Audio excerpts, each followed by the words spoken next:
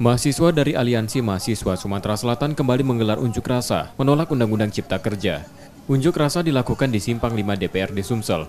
Massa dari sejumlah kampus negeri dan swasta di Palembang bermaksud menemui anggota DPRD Sumsel untuk menyampaikan aspirasi mereka terkait penolakan UU tersebut.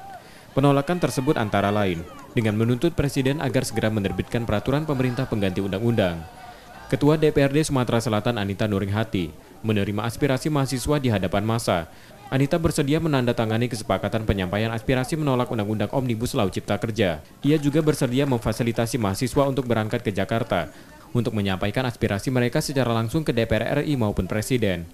Namun ia belum bisa memastikan waktu pertemuan karena hal itu ditentukan oleh perwakilan DPR RI.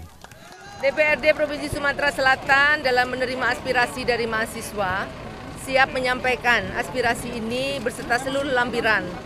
Kami akan menyampaikan ke Presiden maupun ke DPR RI.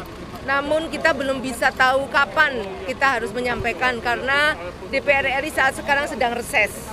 Kita bisanya hanya berkoordinasi, kita tidak bisa memerintahkan ataupun mengatur mereka.